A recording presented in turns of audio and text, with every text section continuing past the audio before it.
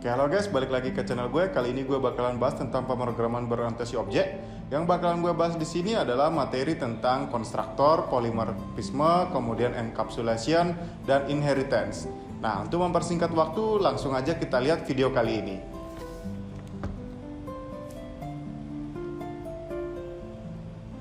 Oke, langsung aja kita buka netbin-nya. Kemudian setelah itu kita langsung membuat sebuah project baru dengan nama yaitu latihan 7. Oke, seperti biasa kita tinggal klik file new project, kemudian berikutnya kita pilih Java application, kemudian kita isi dengan latihan 7. Kemudian kita bisa klik finish dan kita tunggu untuk projectnya terbuka. Samping itu, sambil menunggu kita bisa minimize project atau latihan-latihan kita sebelumnya. Oke, kita sudah berada di latihan 7 seperti ini. Kemudian kita akan coba yang paling pertama adalah konstruktor.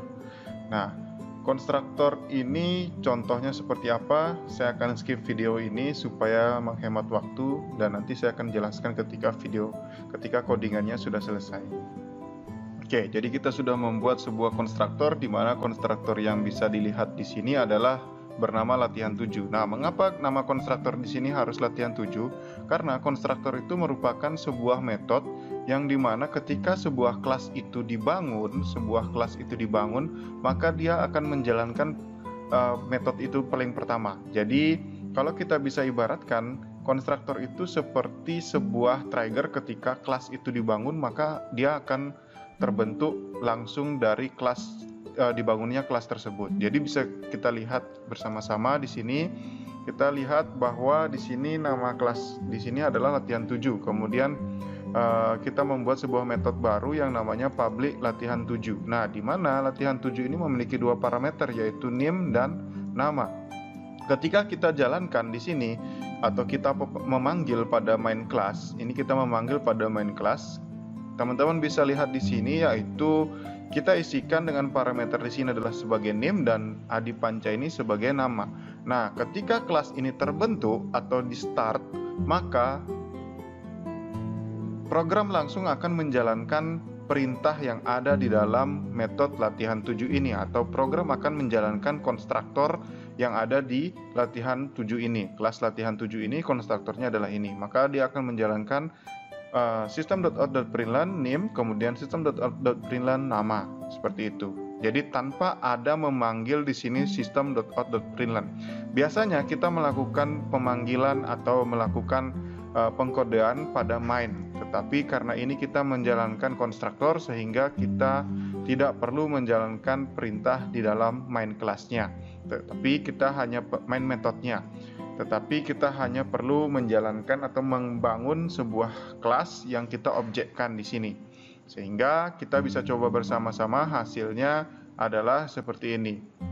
Jadi name, kemudian ada name-nya yang saya masukkan di sini sebagai parameternya, kemudian ada nama yaitu Adi Panca. Nah, di sini teman-teman bisa lihat saya tidak memanggil metode dari latihan 7 karena dia sudah otomatis menjadi konstruktornya, sehingga saya isi latihan 7. Latihan 7 ini adalah kelas, ya, adalah kelas, sehingga kelas ini akan dipanggil dari sini, dari kelas latihan 7 ini. Tetapi karena latihan 7 ini memiliki konstruktor, maka otomatis dia akan mengisi parameter yang ada di dalam konstruktornya, sehingga di sini ada konstruktornya memiliki dua parameter dan kita mengisi dua parameter juga di sini, seperti itu.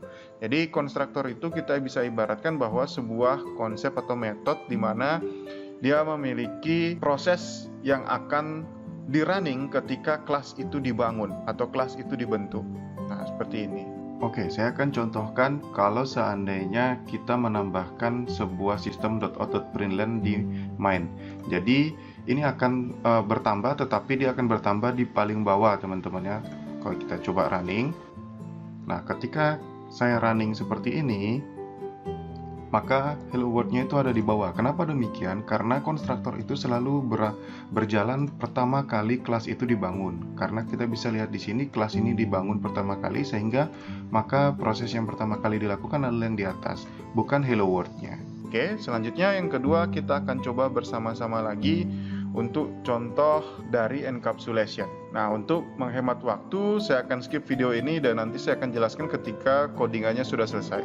Nah, ini merupakan contoh dari encapsulation. Teman-teman bisa lihat di sini. Konsep encapsulation ini sebenarnya adalah konsep yang kita bisa menyembunyikan informasi dalam sebuah metode. Jadi kita bisa lihat di mana informasi itu kita membungkus atau kita lakukan pembungkusan pada sebuah variabel, pada sebuah informasi itu atau isi dari sebuah variabel tersebut, sehingga kita lempar ke dalam sebuah metode dan pada metode tersebut itu kita akan simpan di dalam variabel global. Di sini teman-teman bisa lihat saya mempunyai dua variabel global tapi identifiernya adalah private. Nah, private ini berarti selain kelas latihan 7 tidak akan bisa mengakses variabel barang dan variabel jumlah. Nah, itu yang kita bisa sebut bahwa dia memiliki sifat yang private. Jadi tidak bisa diakses oleh kelas manapun, tetapi hanya bisa diakses oleh latihan 7 saja.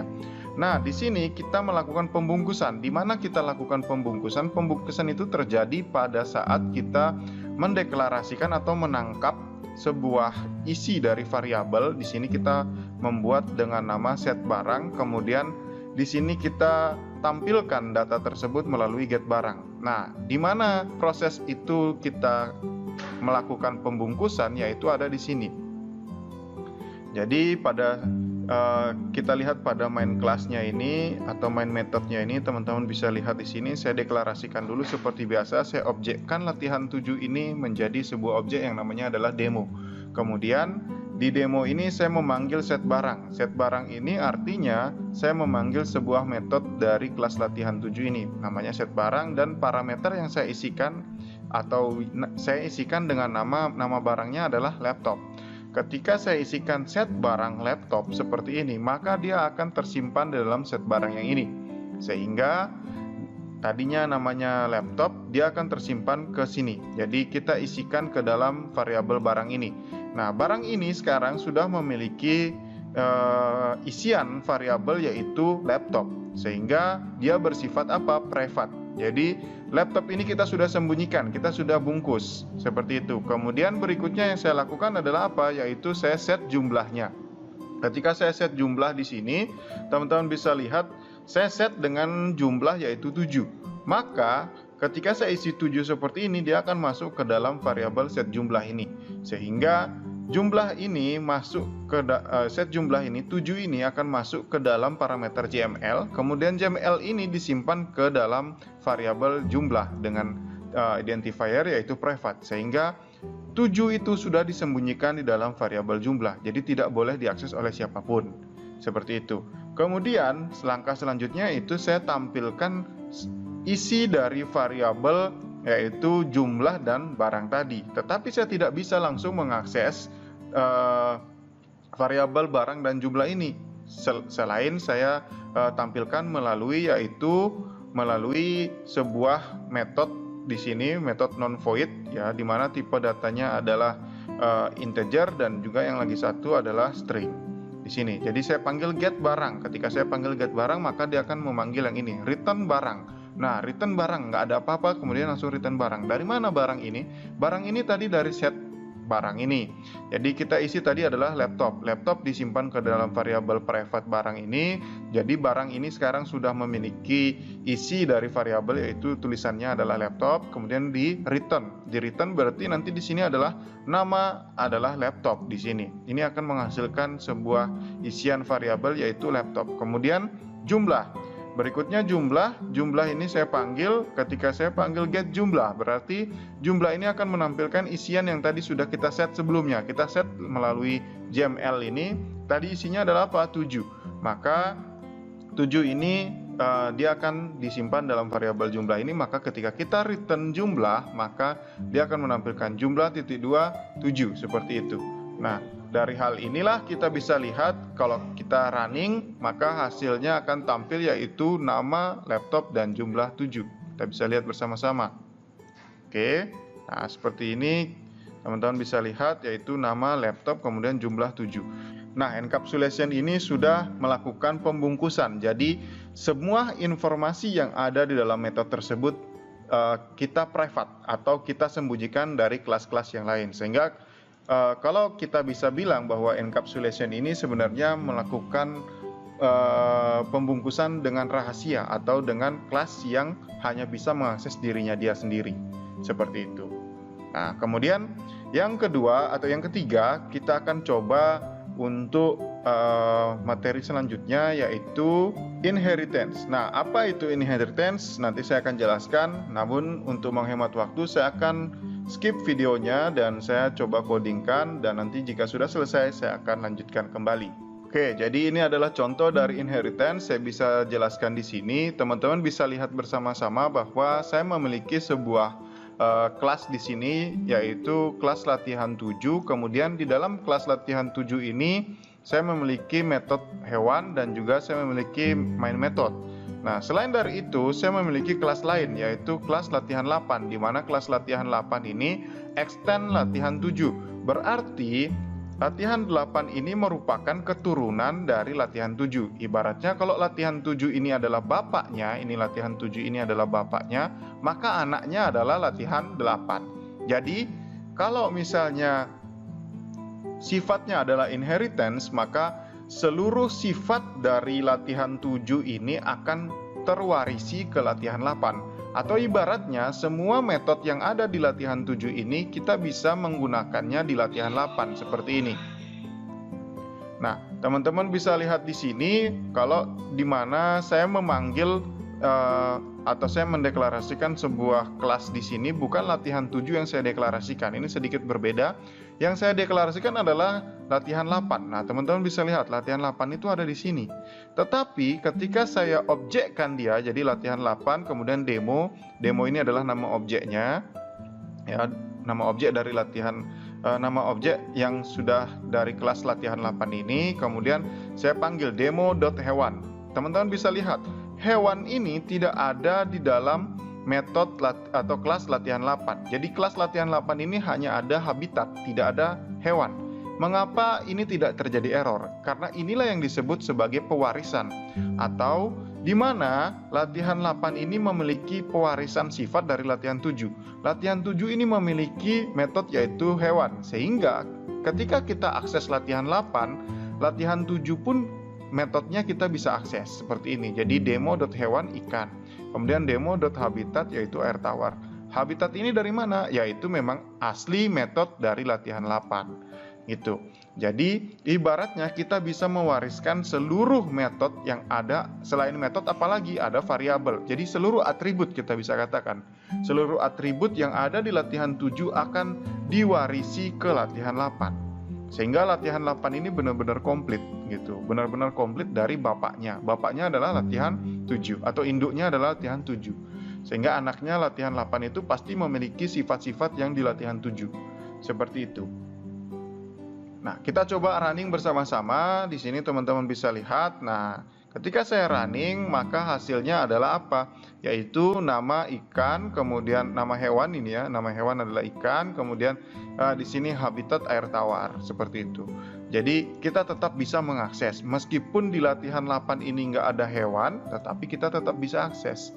Nah, itulah yang disebut sebagai inheritance. Jadi dia akan mewarisi sifat dari kelas tersebut. Nah, kelas ini saya bedakan teman-teman ya. Teman-teman bisa lihat ini satu halaman. Ini supaya mudah saja sehingga saya buatkan satu halaman. Tetapi sejatinya kalau membuat kelas itu kita membuat file yang baru di sini. Jadi new, kemudian teman-teman bisa pilih Java class, kemudian teman-teman bisa isi dengan latihan 8 seperti ini. Kemudian ini biarkan saja di project latihan 7, kemudian source package-nya biarkan di package latihan 7 juga, biar satu package dia di sana. Kita klik aja finish kayak gitu teman-teman ya. Teman-teman bisa lihat di sini latihan 8. Nah, ini ada error di sini. Kenapa? Karena ini sudah dideklarasikan di kelas latihan 7 yang sebelumnya ini. Teman-teman bisa lihat ini. Nah, ketika saya copy ini, saya cut ya.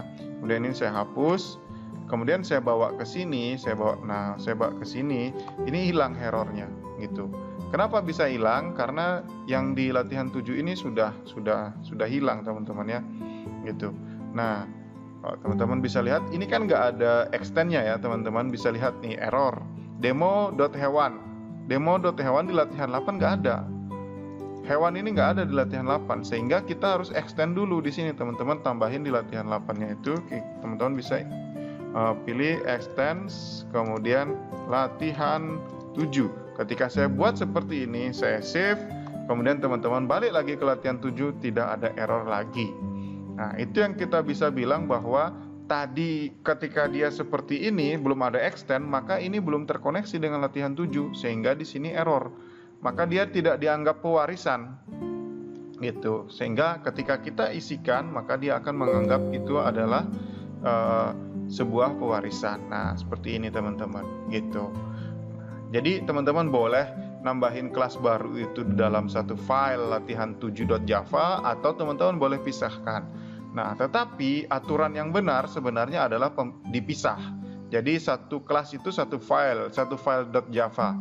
Tetapi karena ini saya hanya untuk latihan saja, teman-teman boleh gabungkan di sini. Tetapi kalau nanti sudah dicoba secara real, saya harap bisa dipisah. Seperti itu ya teman-teman. Oke. Nah, sekarang kita biarkan saja untuk terpisah supaya lebih terbiasa kita memisahkan sebuah kelas dengan kelas yang lainnya melalui file. Kita save saja. Oke. Nah, kemudian langkah selanjutnya adalah kita akan mencoba untuk konsep berikutnya, yaitu adalah override. Nah, bagaimana model dari konsep override? Saya akan skip videonya supaya mempersingkat waktu, dan nanti teman-teman silakan lanjut ketika saya sudah selesai codingannya. Ini dia adalah contoh dari overriding. Nah, ini adalah contoh yang keempat. Teman-teman bisa lihat di sini. Overriding ini hampir mirip dengan penggunaan pewarisan atau inheritance tadi yang saya bilang. Di sini kita bisa lihat bahwa latihan 9 ini merupakan anak dari latihan 7, atau semua sifat di latihan 7 akan diwarisi oleh latihan 9. Nah, di sini teman-teman bisa lihat bahwa perbedaan inheritance dengan overriding di sini adalah penamaan metode yang sama, di mana ketika overriding itu memiliki penamaan metode. Di sini teman-teman bisa lihat di latihan 7 ya, latihan 7 ini memiliki nama metode yaitu hewan. Dan di latihan 9, anak dari latihan 7 juga memiliki nama yaitu hewan, memiliki nama metode yaitu hewan. Sehingga kedua nama hewan ini, teman-teman bisa lihat di sini, dua nama hewan ini atau dua metode yang sama ini kita sebut sebagai overriding, gitu. Jadi overriding itu adalah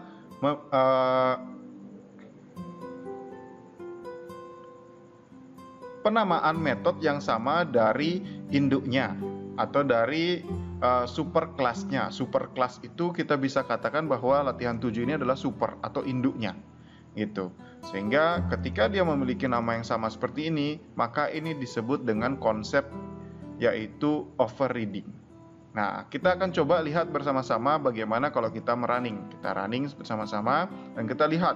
Nah, tetap sama, hasil sama dan tidak terjadi error padahal memiliki nama metode yang sama di sini. Kalau seandainya di sini, kalau misalnya ya teman-teman saya copy ini dan saya enter di bawah, saya tulis, maka akan terjadi error. Kenapa terjadi error di sini teman-teman? Karena metode hewan ini sudah tercipta sebelumnya atau duplicate. Ini kita bisa bilang. Ini teman-teman bisa lihat nih errornya. Metode hewan is already defined in class latihan 7. Di latihan 7 sudah punya nama metode yaitu hewan. Jadi kita nggak bisa lagi buat yang namanya adalah metode hewan. Sehingga kita harus kalau kita mau membuat nama metode yang sama, maka kita harus inheritance-kan dulu atau kita harus warisi dulu sifatnya sehingga di sini kita bisa membuat yang sama. Itulah konsep dari overriding, teman-teman. Selanjutnya kita akan coba lagi untuk konsep yang kelima, yaitu konsep dari overloading. Ya, kalau tadi overriding, sekarang kita akan coba overloading. Nah, bagaimana cara penulisannya dan juga penjelasannya, saya akan skip video ini supaya menghemat waktu dan mempersingkat waktu. Oke, ini dia merupakan contoh dari overloading. Nah, teman-teman bisa lihat di sini bahwa overloading ini hampir mirip juga dengan inheritance dan juga overriding.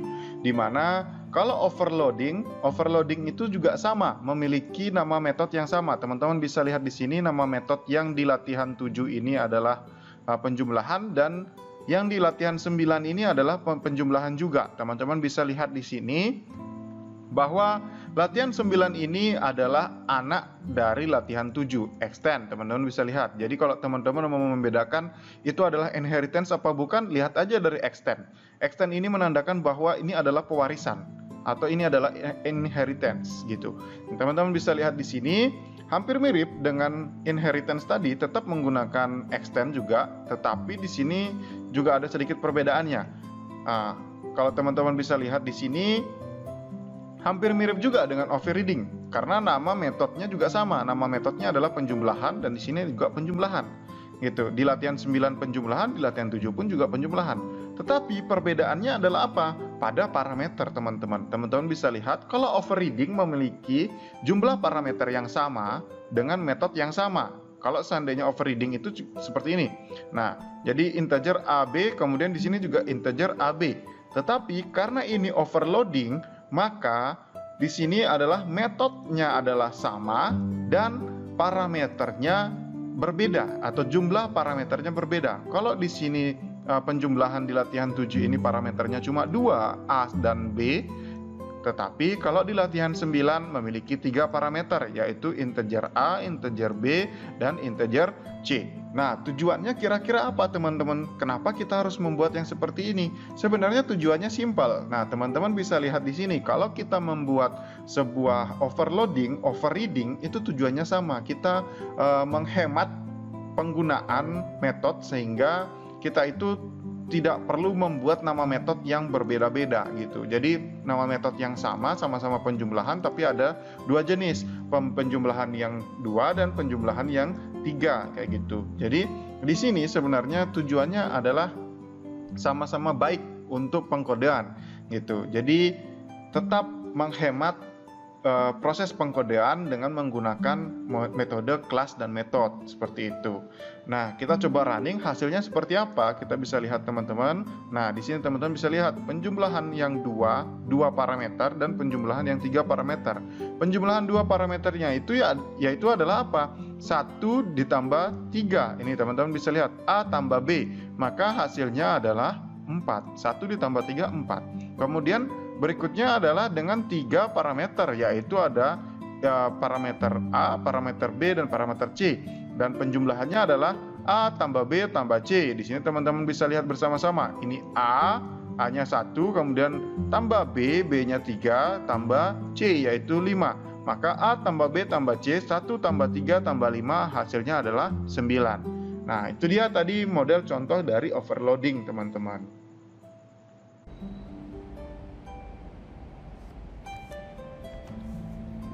Nah, gimana guys? Mudah bukan? Langsung aja dicoba. Kemudian kalau ada pertanyaan, silahkan di komentar di YouTube. Dan jangan lupa like dan subscribe. Sampai ketemu di video berikutnya.